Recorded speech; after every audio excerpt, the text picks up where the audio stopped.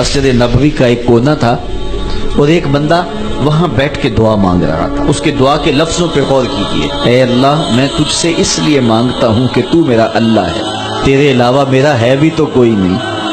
تو یہ وہ دعا مانگ رہا تھا اور مسجد نبوی کے کونے میں بیٹھا تھا. حضور نے دیکھا تو ایک صحابی سے کہا وہ جو دعا مانگ رہا ہے اس کو جا کے بتا دو تمہاری دعا قبول ہو گئی ہے. وہ مانگ اس ڈھب سے رہا ہے. تو یہ دعا اپنے رب سے نیاز ہے، دعا خود عبادت ہے. جب تمہاری ضرورتوں کا کفیل وہ ہے تو پھر اس سے نہیں مانگیں گے تو کس سے مانگیں گے؟ دعا اللہ سے راز و نیاز کی باتیں، جو باتیں بندہ کسی سے نہیں کر سکتا وہ اپنے رب سے ڈائریکٹ کرتا ہے. اپنے دل کے سارے دکھڑے اپنے رب کی دہلیز پہ رکھتا ہے اور اپنی ساری ضرورتیں مالک کی چوکھٹ پہ رکھ دیتا ہے. اور اس سے مانگتے ہوئے بندے کو شرم نہیں آتی، حیا نہیں آتا، بلکہ اس سے مانگتے ہوئے فخر محسوس ہو رہا ہوتا ہے کہ میں اپنے رب سے مانگ رہا ہوں. اور جب اس سے بندہ مانگتا ہے تو پھر وہ مانگنے والے کی لاج بھی رکھتا ہے. تمہارا رب حیا کرنے والا کریم ہے. جب بندے اس کے سامنے ہاتھ پھیلا کے دعا مانگتے ہیں اللہ فرماتا ہے مجھے شرم آتی ہے ان کے اٹھے ہوئے ہاتھ خالی کیسے موڑو. جب انہوں نے مجھ سے مانگا ہے تو میں نے بھی نہ دیا تو کون دے گا؟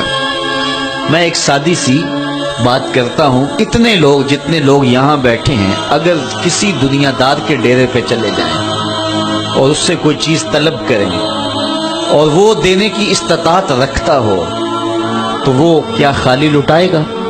وہ کہے گا اتنے لوگ آگے ہو تو ڈیرہ داری کی شان کے خلاف ہے کہ میں ان کو خالی لٹاؤں. تو جب یہ دنیا دار خالی نہیں لٹاتا تو رب کیسے خالی لٹائے گا؟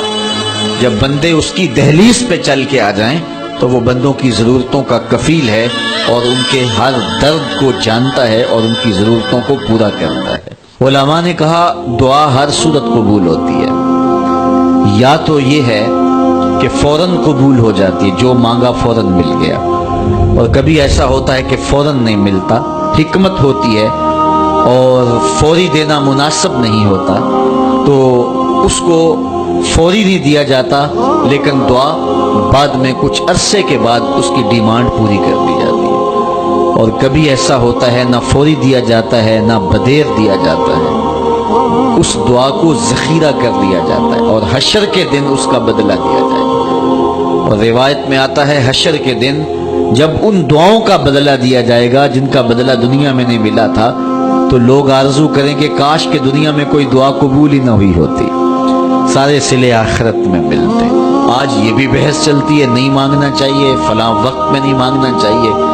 تو وہ کہتا ہے مجھ سے مانگو جب بھی مانگو، میرا دست کرم تمہیں دینے پہ آمادہ ہے. اور اگر کوئی نہیں مانگتا تو فرمایا کل ما یابو بکم ربی لولا دعاؤکم، اے محبوب فرما دو اگر یہ نہیں مانگیں گے تو اللہ بھی پرواہ نہیں کرے گا.